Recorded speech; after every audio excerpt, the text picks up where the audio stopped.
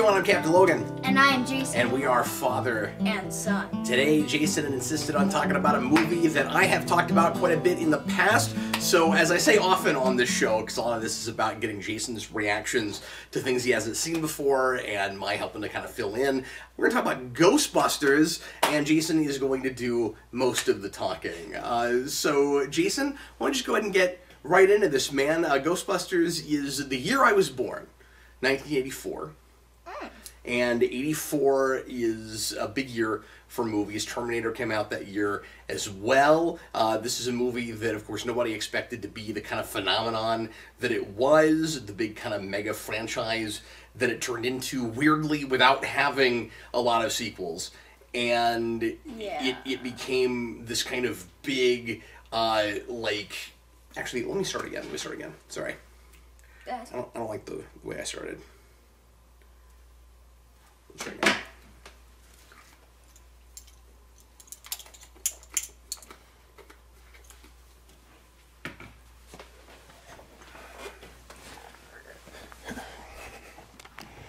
You got me all paranoid about the camera placement now. It wasn't straight on, it was like kind of sideways. I think that's more what you were noticing, maybe. Okay, you ready? Mm-hmm. Are you good? Yes. You got some things? Oh, yes.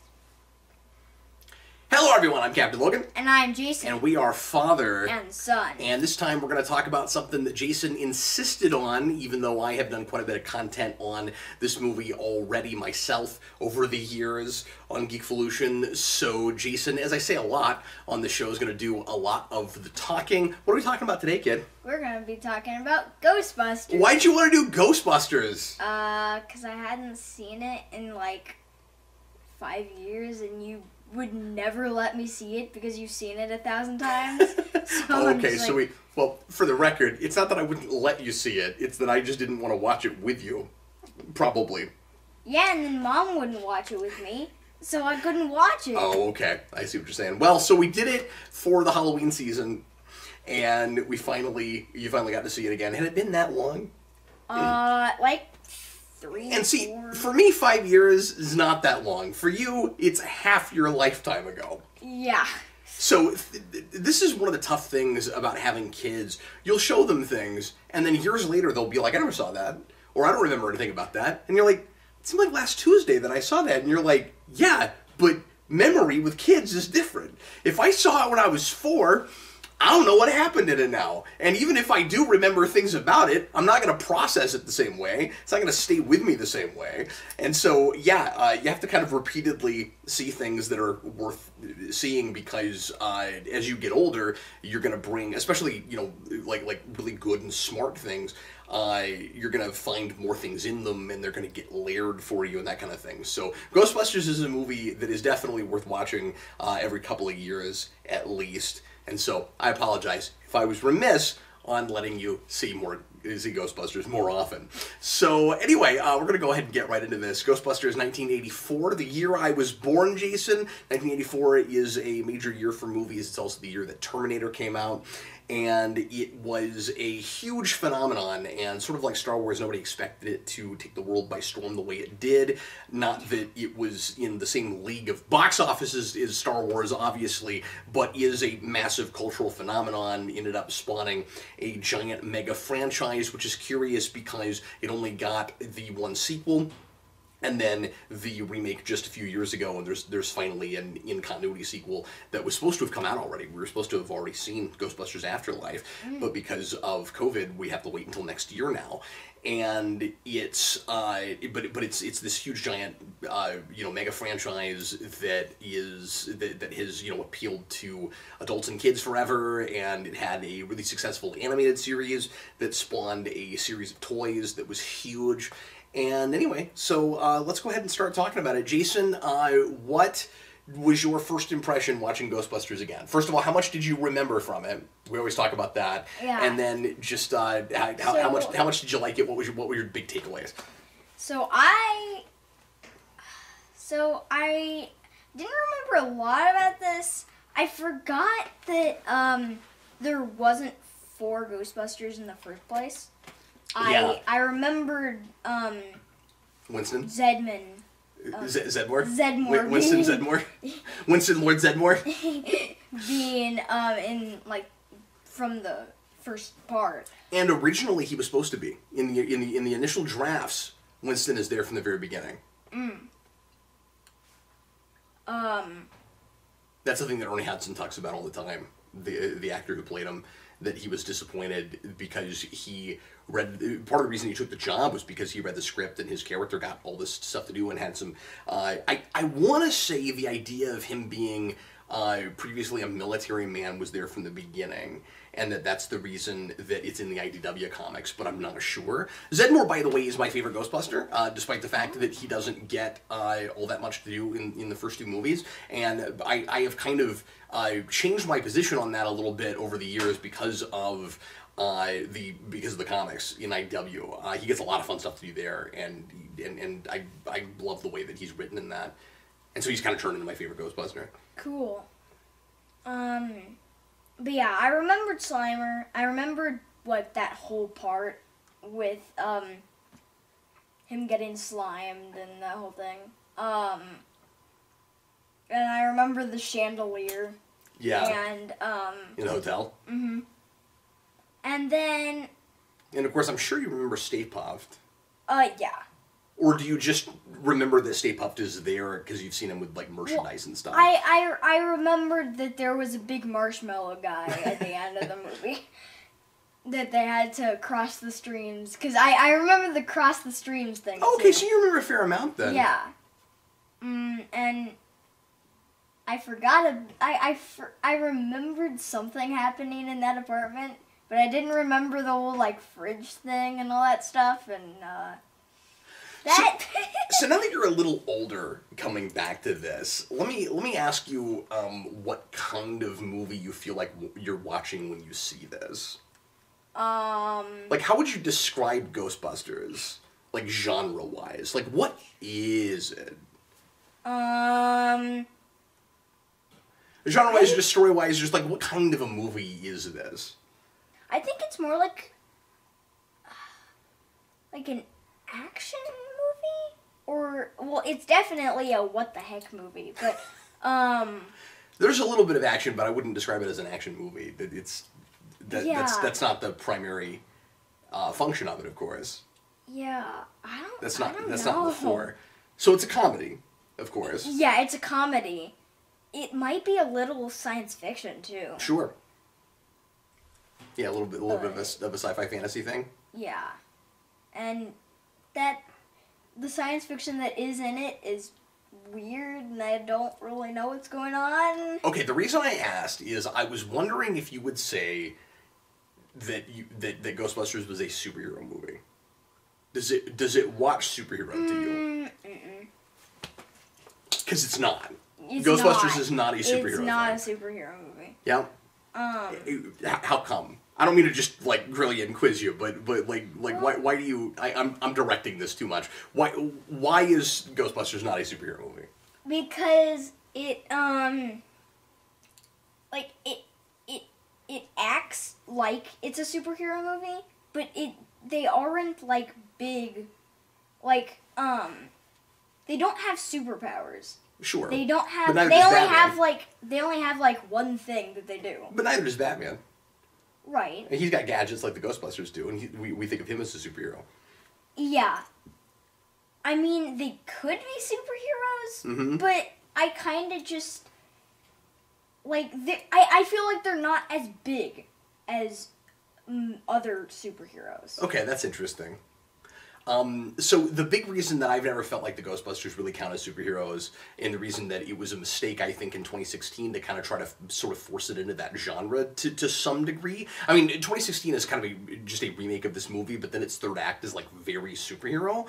And before that movie came out, the folks making it kind of made a big deal out of how the Ghostbusters were supposed to be like role models for kids and stuff. And even though Ghostbusters is a franchise that has always appealed to kids, and a lot of that I think is because of the gadgets. and you know, I all the iconography and stuff. Like that's where it's most like superheroes, right? Like there's a cool car, and there's cool weapons, and there's costumes, you know, there's outfits that you wear, and there's a villain, you know, and like they have sort of a rogues gallery, if you can call it that. But the big difference is the Ghostbusters motivations are not the same as superhero motivations. What are the Ghostbusters there for in the first place? Taking down ghosts. Right, but for what end? To get money. Exactly. Oh yeah. And that's why they're not superheroes, Yeah. right? They're the big mission statement is at the beginning from Venkman. This is kind of the first act plot point, or I should say, kind of the occasion for story. Really, the inciting incident is you know they get thrown out of the college, and Venkman says we should go into business for ourselves, and Venkman is a total narcissist. He's only there for himself, right? Mm-hmm. He wants to use this operation to further his own career and his own standing, and he's kind of a con artist. Yeah.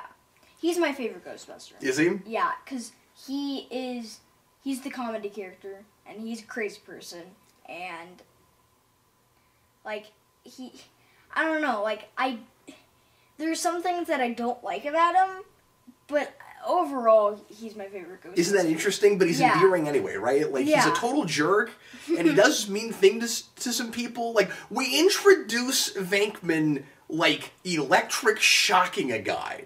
Yeah. And when you get to the end of the movie, everybody loves him. Like, it's amazing. Yeah. Right?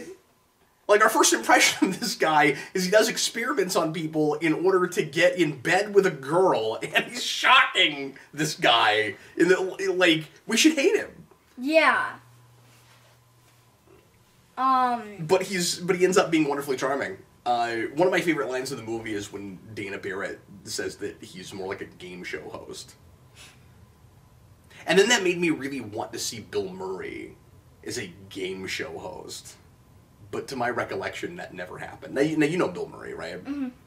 He's the guy in Groundhog Day. That's right. And he's the guy in other movies that I don't...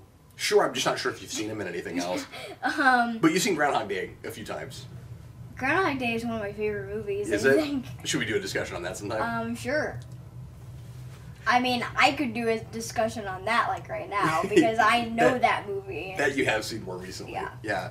So, you want to get into your favorite stuff? Sure. Or did you have more first impression stuff you want to talk about? I don't really. I think the Stay Puft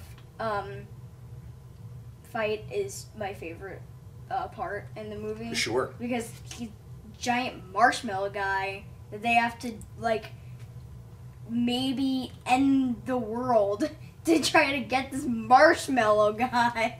It's wonderfully absurd. And it looks fantastic, and it still holds up pretty well. Yeah. Today. I don't think Ghostbusters reaches the popularity heights it does without Stay Puft. Yeah. I think you're looking at him on my shirt. I think that the iconography of that has a lot to do with the Ghostbusters popularity. I don't mean to say that's everything, but a lot of your, and again, they're not superheroes, but a lot of your kind of popular genre stuff like this, where you do have clear heroes and clear villains, even though our heroes are obviously somewhat morally ambiguous, have a very distinct bad guy character like that. Yeah. And, I mean, you basically have two bad guys in this. I mean, you have a bunch of bad guys in this movie, but, there's Marshmallow Man, there's the Zool guy, whoever that is. I don't even know who that guy is. And then... Well, they're all completely connected. Yeah, but... So Zool is trying to bring about sort of the apocalypse with the ghost that becomes Stay Puft. Mm. So that is the destroyer. Yeah. So he is trying to, he and Dana Barrett's body, she is trying to bring forth Gozer the Gozerian, who will become whatever their foes choose as the destroyer. Yeah. And then... When I say foes, because they're like, are you a god? And then he's like, no. And then they're like, choose the form. And I wonder how that would have gone if they had done what Zedmore said they should have done, which is, of course, in one of the most quoted lines in the film, whenever somebody asks if you're a god, say yes. You say yes. You say yes. Yeah, exactly. I wonder how that would have gone. But anyway, so Ray accidentally chooses the form of the Stay Puft Marshmallow Man because it just popped in there. And we can do my favorite one-liner too. Oh, sure.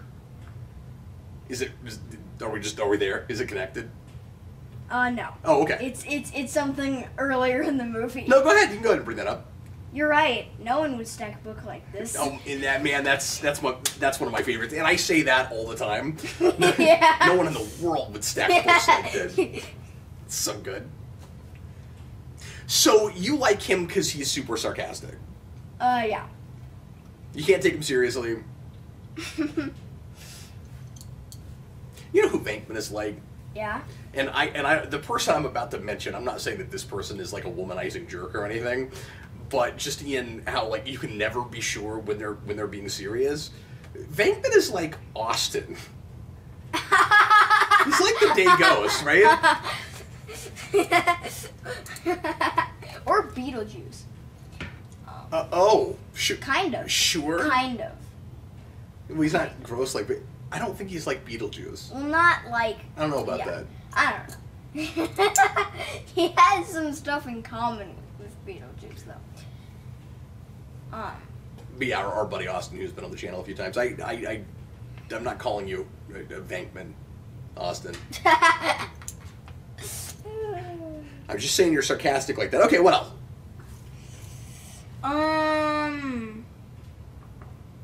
Should we start with good things or bad things? Let's start with good things. Okay. So I really like the soundtrack. Yeah. Because it basically just sets the tone for the whole movie. And it's not just the theme song, because that's like toward the end of the movie too. And everyone just knows that movie from just that song. Just remembers that movie just from that song. Yep. I'm not a big fan of the song. Are you not? Like, it's good. It's not that good. Do you think it's a little annoying? Yeah. Just it's one of those songs. There were a lot of 80s songs like this where so much of it is just yelling a word. Yeah. You know about the whole Huey Lewis lawsuit and all that, right? Okay, so the hook of that... Sorry for everybody that's heard this before. The hook for that song is exactly the same. I mean, it's exactly the same as I Want a New Drug. Oh. Na-na-na-na-na. Yeah. Na-na-na-na. So, like, he just stole that. And he was sued in Ernie Reyes Jr. I think it's... Is that right? Ernie Hudson... Is it... I always get confused about this guy's name, but yeah, Robert Downey Jr. I'm sorry, Ray Parker Jr. That's yeah, what Ray Parker. So Ray Parker got sued, and I'm pretty sure he lost. Over that and had to settle, but the song has stuck around. Yeah, it's like this movie is about ghosts and stuff.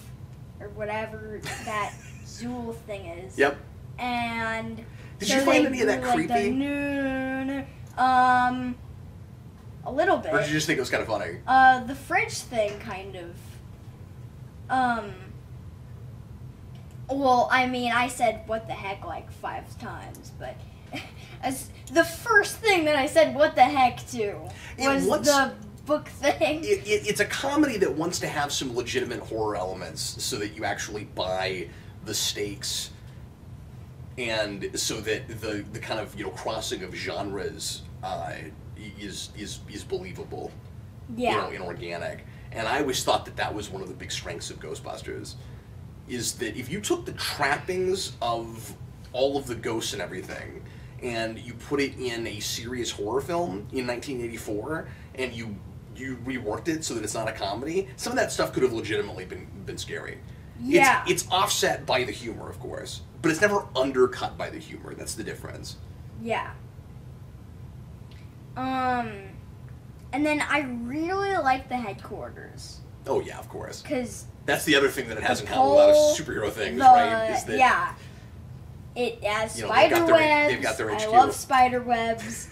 Oh, so you like that it's run down like it is?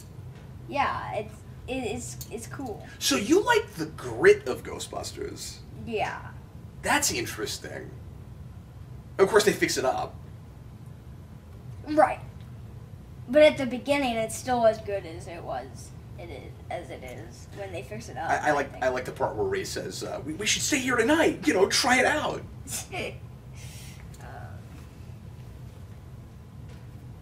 And then, of course, I love Stay Puft.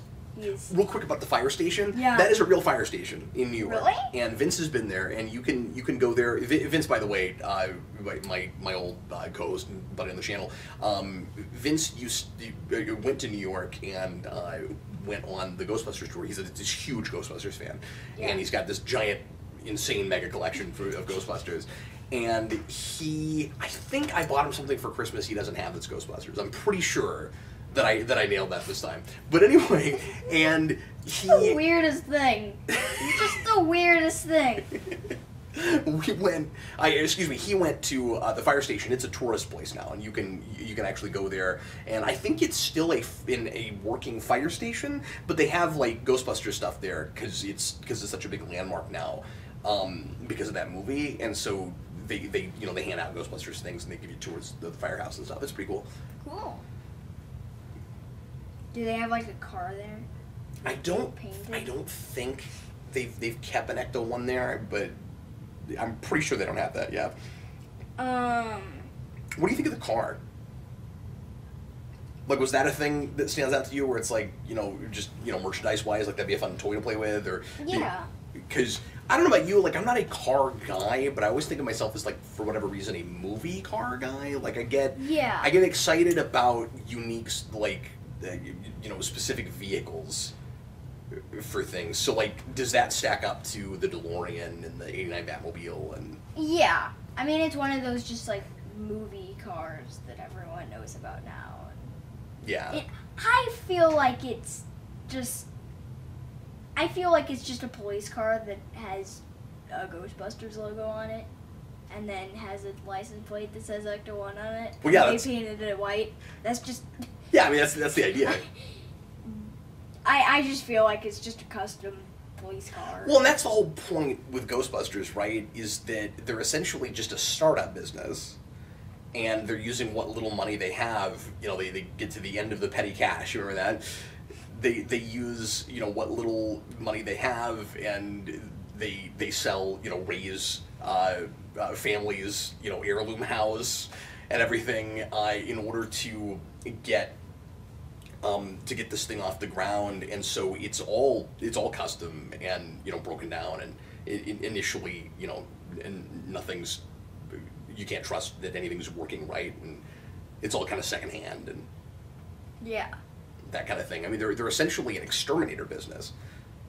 And that's what was so unique to the premise, is it's a comedy sort of horror film that is, I mean, not really, but it's crossing that genre. The genres cross the streams. And that is about an extermination business for ghosts that's like that's like a bug exterminator business. yeah. Somebody saw a cockroach on 12. And should we do bad things? Sure. 'Cause Were those your main good things? yeah.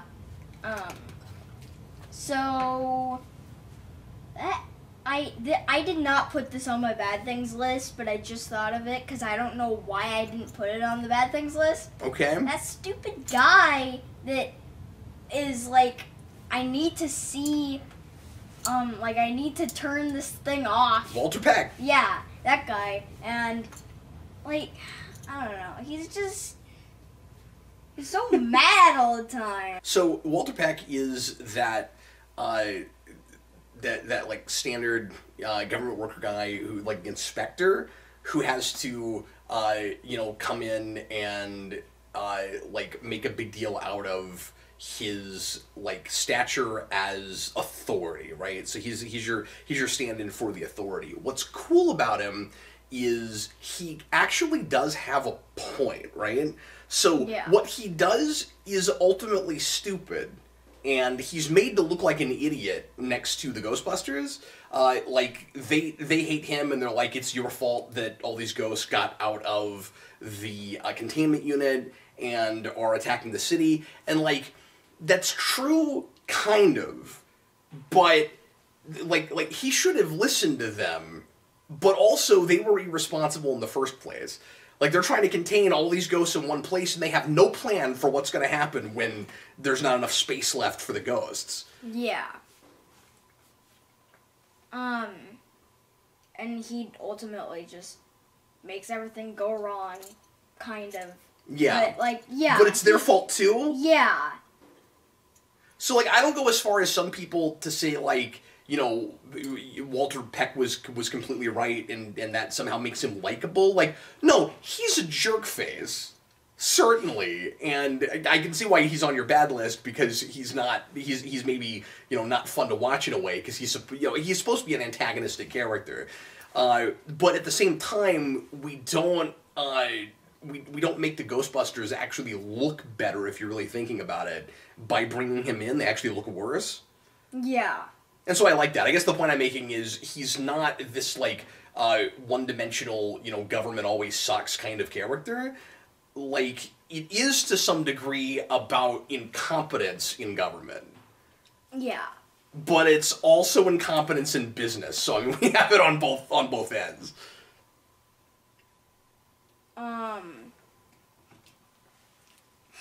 So, I have another bad thing. Okay. Shut up, Lewis! Oh, yeah, you don't like Lewis? Yeah. Well, I mean, I like him. Mm-hmm. Just stop talking! 20 seconds in to his first scene, Jayson says that. And, of course, humor is a really subjective thing. You're either going to find that kind of thing funny, or you're going to find it annoying. Yeah. And for me, it's annoying. And, yeah, he's just this really neurotic character. Yeah. I mean, she said... Who's antisocial and come awkward. Stuff. Yep. Yeah. That's Rick Moranis. You haven't seen Rick Moranis in a lot of stuff except for Spaceballs.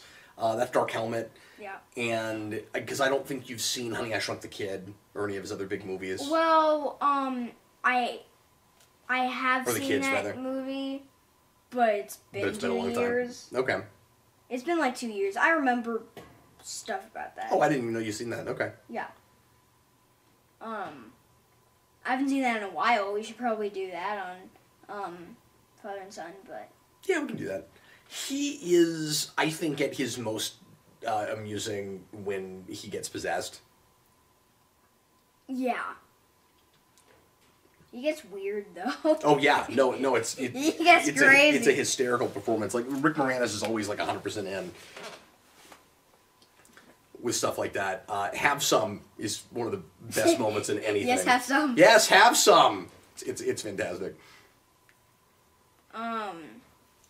And this is also related. One of his best lines is actually in the sequel, when they're in court, and he tries to stand up for the Ghostbusters, and he goes, "Well, I turned into a dog once, and they helped me."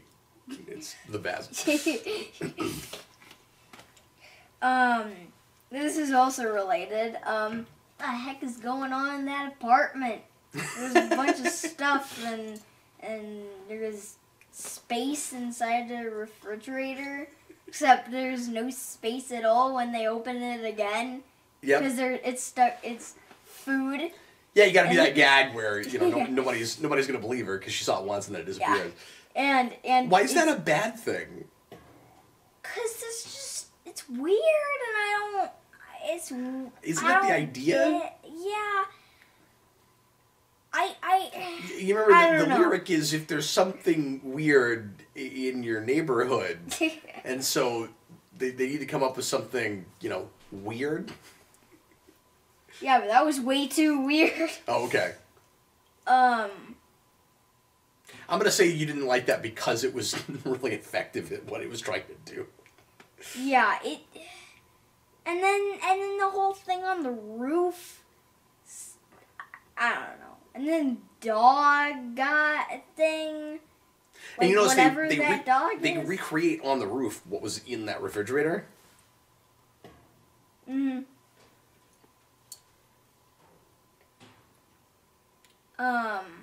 There's a lot of really fun stop motion stuff, and of course that dates it. But 1984, that's the only way you're going to be able to do a lot of what they're doing. Yeah. You know, some kind of Robocop-esque stop motion. You had that in Terminator 2.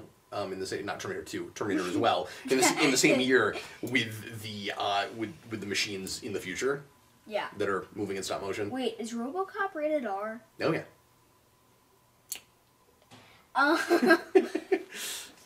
I need to see that again. That is a movie that I've let Jason watch. Well, we may make a couple exceptions here and there. Anyway. Yeah. What else you got, man? This is my last thing, actually. Oh, okay. This is a short video. I don't have a lot to say about this movie. I thought I had more things to say about it. I might pick your brain a little bit. Go ahead. So Slimer doesn't get enough to do. That's fair. I feel like he has one scene, and then he has the hot dog thing, which is a playset. It's 2 seconds of that movie, and it turns into a playset. Yeah. Like, what? For the Playmobil? Yeah. Yeah, Playmobil had a whole line of Ghostbusters that was really good. I wanted to get Freddy some of that when he was younger, when that was first coming out. Because Freddy had this, like, 2-month period where he was really into Ghostbusters. Oh, really? And he does not care about it anymore. But, yeah, when he was littler, he was all into Ghostbusters for a couple of minutes. He was into a lot of things, and then... For a couple of minutes. Yeah. Yeah. Yeah, he's different than you in that way. You latch on to things and keep them for a long time. Yeah. and then after I'm done latching onto that, I can't go back to it. Like, I just for some things. I'm just like, this is boring. Because I've done it for a bunch of okay, because I'm just saying, though, but what I mean is things that you're a fan of, you kind of tend to stay a fan of. Right. You don't tend to drop interest like that. I don't really know what you're talking about. Sometimes in, like, video games and stuff, like, sure. I latch into stuff, and then I just think that it's boring. Oh, I see what you're saying. After, like, a couple months. Yeah. The thing with Slimer is, it's really easy in hindsight, after the popularity of Ghostbusters and that being one of the big icons of that franchise, to go, well, it's weird how little Slimer is in that movie. But he was, of course, never meant to be a big, giant part of that. He was actually a kind of a tribute to John Belushi, who had passed away and was originally supposed to be one of the Ghostbusters. And so they kind of turned him into Slimer. And then the cartoon show made Slimer kind of like the pet dog character that you get in a lot of Saturday morning cartoons. And so he was all over the Real Ghostbusters. And then later on, they renamed the show to Slimer and the Real Ghostbusters. He got top billing at one point. Really? Yeah, and I think that stuff has a lot to do with why he's so in the forefront in people's minds with that franchise. Is he in Ghostbusters 2 at all? Yeah, I mean, he shows up, but again, he's not in a ton of it or anything. It's not like the cartoon show where he's suddenly like riding around with them and stuff. And the cartoon show does some fun stuff with that, in sort of making him more of a character and giving him a reason to be there. Maybe we should do that after X-Men or something. Right now it's kind of hard to get my hands on because I don't own it, and it used to be streaming, but it's not anymore. Yeah, so. it used to be on Netflix, right? Yeah, but that was years ago. It's not now. Oh. Stuff goes in and out of Netflix all the time. Just because it shows up there, it doesn't mean it's still there. Yeah. By the way, that show was for a long time show run by G. Michael Straczynski, GMS, who made Babylon 5. Oh. That was one of the things that kind of got his start writing for television. Cool. Is that like early 90s? No, it's 80s. Mm. It's shortly after the movie, and it was on for I think 6 years. I mean, it got a long run. And then they made another Ghostbusters. The Extreme Ghostbusters, yeah. which is interesting, and not bad at all. And then Eric Burnham in the Ghostbusters comics has brought back all that stuff. And Real Ghostbusters is its own universe. They do crossovers where the real Ghostbusters show up with the regular Ghostbusters, and the Extreme Ghostbusters are not in their own universe. They've integrated those characters in the main 90W universe.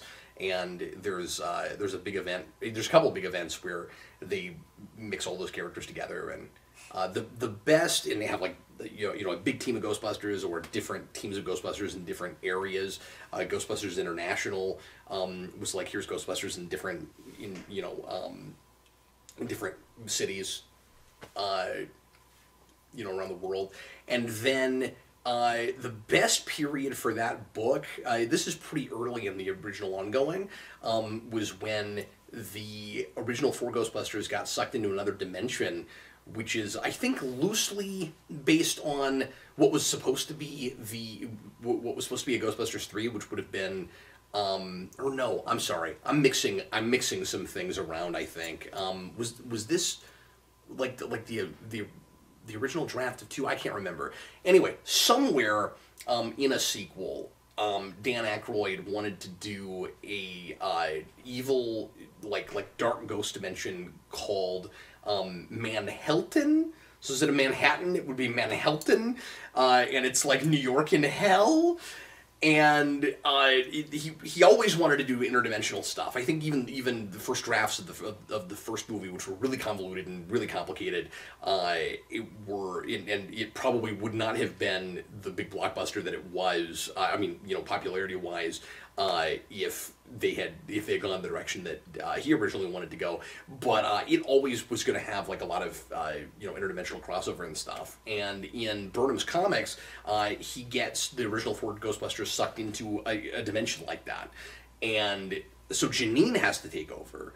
And she is a Ghostbuster for several issues, and she's fantastic. It's the best period. Cool. And the biggest misstep that book took, I think, was taking her off the roster and not having her be a Ghostbuster very often. Yeah. That was when it was at its best, is when she took over. I thought that was great. And so they brought in a couple of the Extreme Ghostbusters, and that team was really cool. Wait, is the Extreme Ghostbusters like a different team? Mm-hmm. Oh. Well, in the cartoon show, it's like a passing the torch thing. It's like a handoff. So, like, the Ghostbusters get older. Mm. And then they make... Well, I think they make them sort of like an auxiliary team, where they take... I can't remember if they just straight up take over, or if it's an auxiliary team. I forget. I haven't seen that in a long time. Yeah. I'm a little rusty on my Ghostbusters. There's a lot of... Yeah, I remember... And then didn't they do, like, 2016 Ghostbusters in that comic, too? They did, yeah. That's its own dimension, too. That's what and then they mix them together. I was and that stuff was reading really at good, that actually. point for a couple issues. But Oh, yeah? I read, like, one issue of that. And that It's was good. At that point. Yeah, I don't like that movie, but Burnham did some fun things with those characters. I've always wanted to like Holtzman, and she's good in that. Yeah. So, and then you've got to go back and play the video game at some point, which a lot of people consider as kind of like the true Ghostbusters 3, because they brought the whole cast back. And Oh, cool. of course, it does a lot of retread where they come up with contrivances so that they can go back to the Sedgwick Hotel and all of that, but and have the Marshmallow Man in there again. And, Yeah. but it's a decent story, and the gameplay is really fun. Cool. And again, you get everybody back. You get all those voices there, so it's pretty cool. Anything else about the movie that we're not talking about that we should bring up? I guess you said your favorite line. Mm-hmm. I don't think there's anything else. Okay, cool. I'm trying to think if there's. Yeah, I don't think so. Well, everybody, thanks a lot for watching. Hope you enjoyed it. Leave your comments. Tell us how big of a Ghostbusters fan you are or aren't. And we will see you with another one next week. I'm Captain Logan. And I was Jason. Later, folks.